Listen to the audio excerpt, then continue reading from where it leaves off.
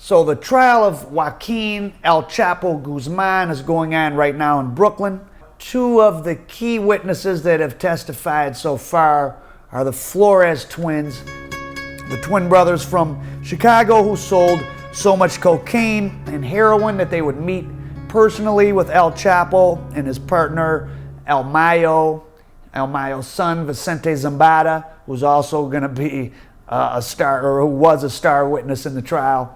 And the Flores twins actually lived down in Mexico for a while, and they would meet personally with the cartel bosses. They were sending billions of dollars a year from their Chicago hub, and they are two of the absolute key witnesses, and they really started the case against El Chapo. Obviously, the U.S. government knew who El Chapo was, but they needed specific instances, and the Flores brothers are the first ones who got him on the phone discussing orders of heroin and cocaine. The first time Pedro Flores met El Chapo, he landed in a small airstrip somewhere in the hinterlands of Sinaloa. When he was trying to save his brother. A driver picked him up to drive him to meet El Jefe, El Chapo. And on the ride, he begins to get nervous as they approach El Chapo. There's a man chained naked on the side of the road who had done something wrong. Now, whether that guy was put out there as a warning or he just happened to see him, who knows? But didn't work. Entering into the land of El Chapo sounds a lot like entering into hell. El Chapo began to explain how the Flores brothers were only going to be allowed to buy from him in the Sinaloa cartel, because before that they had been kind of being supplied by different people, but at this point they were generating so much money, El Chapo wanted them for himself. The Flores brothers, who remember, called the DEA themselves to make a deal when they decided they wanted to get out of the life. Shout out Sammy the Bull. They had so much cash on hand that even once they were informants, they were afraid that if they didn't keep buying large amounts of drugs, that it would be obvious what was going on, them having turned state's evidence. So they were able to float $40 million of their own dollars to pay for drug shipments that they knew would be seized by the U.S. government, when it was crossing over the border, and they were able to absorb that. That's how much money they had in reserve. That's how much money they were making. There was a culture and language barrier between many of the cartel operatives in the country and black customers. BMF at this point was out of the picture, so the Flores brothers had become a very important link between the cartels and the large African-American customers in the Midwest and the East Coast. So the Flores brothers were to be protected at all costs. So one night, the Flores brothers are in Puerto Vallarta, and they're there to meet some Chinese pseudoephedrine suppliers. Now, pseudoephedrine is the primary ingredient for crystal methamphetamine, which is made in Mexico, and in fact, for the cartels, it's a much higher profit item than cocaine because they make it themselves. They don't have to buy it from anybody. They just get the precursor chemical. So the Flores twins had a deal cooking where they didn't even have to make crystal methamphetamine. They were going to buy 4 tons of pseudoephedrine from some Chinese suppliers for like $25 million. That's the meeting that they took them to the burn-up spot that they had already burned up with a bribe that they didn't pay. They went back to this meeting and they got popped again. And they were going to get it over the border into California. And El Chapo had, I guess, introduced them to some chemist in California who was going to give them $80 million once they got to California. So that's a $56 million profit just for moving some pseudoephedrine across the border. It wasn't even turned into crystal methamphetamine on their side. And that's a kind of amounts of money you can make when you're playing at that level. But things didn't go as expected. The Chinese guys wanted to go to a strip club, so the Flores twins and their wives take the Chinese guys to a strip club. They're in there. Suddenly, the doors burst open.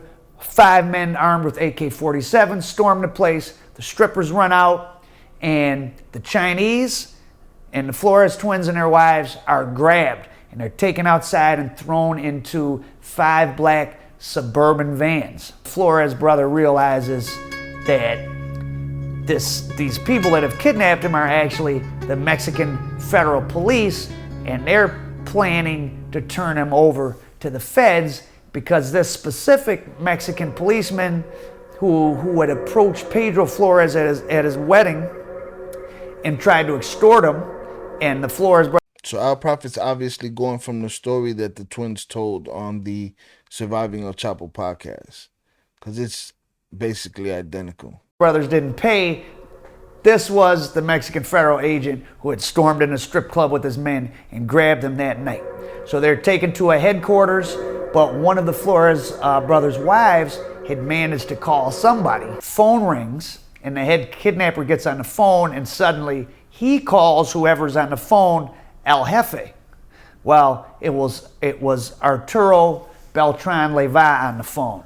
Now, Arturo Beltran Leyva is dead now. He was killed by the Mexican Marines in a huge gun battle, but at the time this was occurring, he didn't really work for El Chapo and El Mayo and the Sinaloa cartel. Him and his brothers were a group affiliated with them. They were very powerful in their own right, and eventually El Chapo set him up, Arturo Beltran Leyva.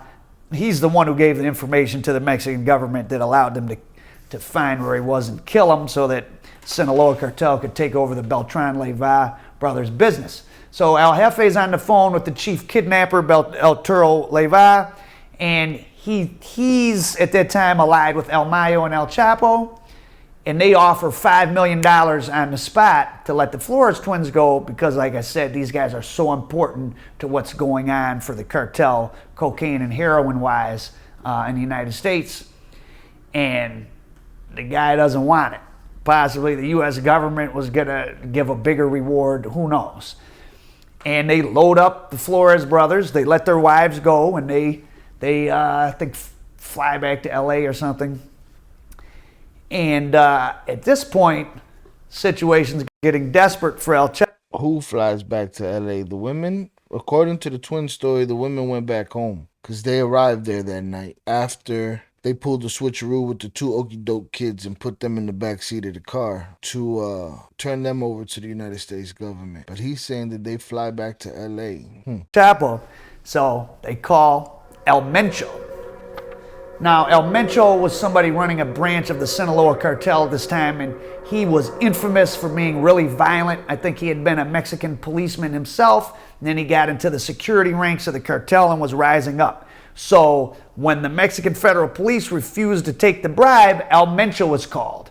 And El Mencho, they sent the ill squad, moves into Puerto Vallarta with hundreds of armed men immediately, and these Mexican federal police are informed that all roadways into the Puerto Vallarta airport, where they're going to have to take the Flores brothers, are blocked, and there's going to be a war. And El Mencho has a lot more guys and a lot more firepower than this small group of Mexican federal police who, remember, they're doing this operation kind of on their own, right? This isn't sanctioned by the Mexican government. They can't really call unlimited reinforcements. So they simply are forced to let the Flores twins go.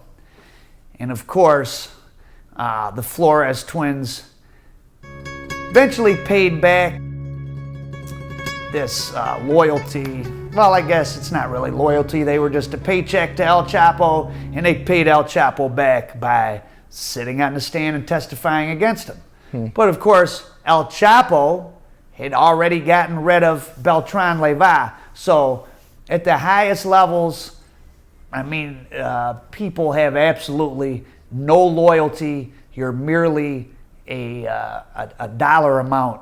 The twins knew that. That was the gun to the head moment that made them decide they got to get out of there one way or the other, was the fact that all inroads led to everybody's getting smoked. The war was real. You got into a game that was too much for you. When it's your time to be killed, it's your time to be killed. And I guess from their perspective, the Flores brothers probably saw how that these guys were operating with each other, killing each other over who got to supply them with cocaine. Anybody could get it. Because that's really ultimately why El Chapo got rid of Beltran Leyva, so he didn't have to split the profits the Flores brothers were sending back, among other things. And so they went to the DEA. all that getting rid of El Chapo and all of this stuff, and for nothing, because things are heavier and harder than they ever were. Now, the story of Chicago's Kato Rangel, links below, was the story of many predators preying upon each other. It connected to the El Chapo trial, DMX, the Four Corner Hustlers, and the Latin King. Another set of predators in that story and in every criminal case. Prosecutors in a city like Chicago, for example, have so many targets they could choose to go after. Why do they choose some people to give a RICO case to, while others just keep on doing the same things they've been doing? King Kato saw his last breath way back in 2003. But even up until September of this year, 2020, the case against the people who supposedly took him out will drag on, finally coming to its conclusion when 3 members of the outlaw Four Corner Hustlers will go on trial, facing a death penalty. Everyone else has already pled out. Now, the lead guy in this RICO case is a guy named LeBar Span, whose name was all over the Kato case. He's been... Remember, LeVar Span beat the case the first time, but they brought it back in the RICO. In and out of court for years, most famously for the Kato Rangel case. And back in 03, he went on, or I'm sorry, back in 08, he went on state trial for that hit and was found not guilty in state court. LeBar Span and his outlaw Four Corner crew had been tied to 6 ties between 2000 and 03. The Kato Rangel was the most infamous one, so it's kind of a double jeopardy, but when these are put in to RICO conspiracies, you can try them again.